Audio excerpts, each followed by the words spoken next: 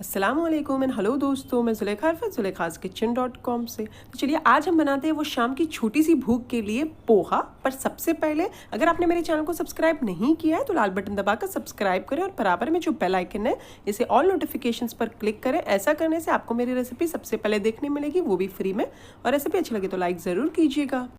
ये है 1 कप पोहा भर के लिया है मैंने, और इसे ये एकदम पतले भी नहीं है और एकदम बड़े वाले भी नहीं है।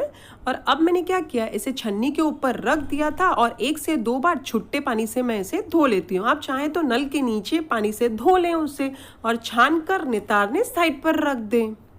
अच्छे से बीच में एक बार मिक्स करके देख लीजिएगा कि एकदम ड्राई तो कोई नहीं रह गए, तो उस हिसाब से पानी डालिएगा और नितारने रख दीजिए साइड पर। चलिए अब एक कढ़ाई लीजिए, उसी समय उसमें थोड़ा सा तेल डालिए। तेल गरम हो जाए फास्ट आंच पर तो 1/4 छोटा चाय का चम्मच साबुत जीरा डाल दीजिए और 1/4 छोटा चाय का चम्मच राई डाल दीजिए। मुझे इसमें राई और जीरा बहुत अच्छा लगता है तो मैं थोड़ा थोड़ा और ज़्यादा डाल रही हूँ। अब जब ये तड़तड़ा जाए तो डाल दीजिए 3-4 हरी मिर्चियों को बारीक काट कर। मिर्चियाँ अपने स्वाद अनुसार डालें, इसे एक मिक्स कीजिए। और मैं यहाँ डाल देती हूँ एक बड़ी छुंदा प्याज, बट आपको ज़्यादा अच्छी नहीं लगती है इसमें प्याज तो आप मीडियम साइज़ डालें। और ये मैंने डाली है कड़ी पत्ते 8-10, और इन दोनों चीज़ों को डालकर बहुत अच्छे से मिक्स कीजिए। मुझे इसमें प्याज का जो एक मिठास आती है बहुत ही अच्छी लगती है, तो मैं इसके लिए ज़्यादा डालती हूँ हमेशा प्याज को हमें तब तक फ्राई करना है जब तक ये कच्ची पक्की ना हो जाए, और इसे आप फास्ट या मीडियम आंच पर इसी तरीके से रहने दें, बीच बीच में चलाते रहें। और इसके साइड बाय साइड यहाँ ये जो पोहा नितरने रखा है हमने, इसमें डाल दीजिए 1/4 छोटे चाय का चम्मच या स्वाद अनुसार नमक, और 1/4 छोटे चाय का चम्मच हल्दी पाउडर, और आधा छोटा चाय का चम्मच शक्कर। जी हाँ, शक्कर डालने से क्या होगा, जो टेस्ट आएगा ना इसमें, मिठास थोड़ा सा तीखा और चटपटा सा, लेकिन एक बैलेंस चटपटा।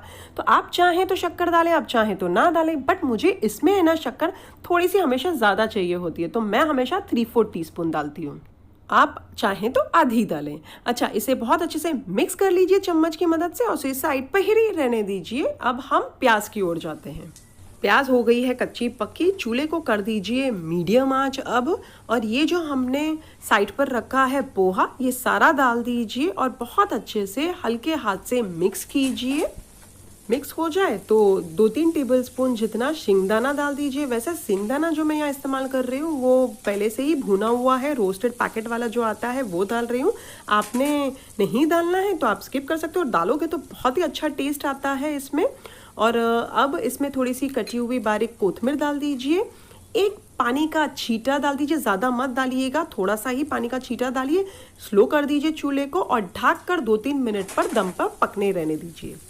आप चाहें तो बिना पानी के छींटे के भी ढक कर दम पर रख सकते हैं 2-3 मिनट के लिए। चलिए 2-3 मिनट हो चुकी है। अब इसमें डाल दीजिए आधा छोटा चाय का चम्मच नींबू का रस, थोड़ी सी और बारीक कटी हुई कोथमीर डाल दीजिए। इसे मिक्स कर लीजिए हल्के हाथों से और स्लो आंच पर फिर से ढक कर पकने रख दीजिए 1 मिनट तक, सो दैट ये जो हमने खटास डाली है ये भी इसमें इन्फ्यूज़ हो जाए और ज़्यादा बेहतर टेस्ट है। चलिए 1 मिनट हो चुका है, मैं चूल्हा बंद कर देती हूँ। एक मिक्स कर लिया। अब इसे सर्विंग बाउल या सर्विंग प्लेट में निकालें, उसके ऊपर थोड़ी सी और कोथमीर डालें, साइड पर एक नींबू रखें और गर्मा गर्म इसे सर्व करें। आप चाहें तो सुबह के नाश्ते में सर्व करें या आप चाहें तो शाम के नाश्ते में सर्व करें। मैं तो हमेशा शाम को ही सर्व करती हूँ, चाय के साथ साथ तो 2-5 मिनट में तो पक ही जाता है ये। एक पॉइंट शेयर करनी थी, अगर आपके पास शिंगदाना भुना हुआ ना हो और कच्चा शिंगदाना हो तो कोई बात नहीं, आप ये बनाने से पहले ये जो कढ़ाई है वो सूखी वाली कढ़ाई के अंदर जो है 2-3 टेबलस्पून डाल दें शिंगदाना और उसे रोस्ट कर लें। जब रोस्ट हो जाए मीडियम आंच पर तो उन्हें निकाल लें और फिर जब मैंने डाला है तब डाल दीजिएगा। अगर आप मेरी रेसिपी बनाएं तो मेरे साथ कमेंट सेक्शन में ज़रूर शेयर कीजिए, मुझे आपके कमेंट्स पढ़ने बहुत अच्छे लगते हैं। फिर से हाजिर होंगी एक नई शानदार रेसिपी के साथ। अंटिल देन टेक केयर, अल्लाह हाफिज़।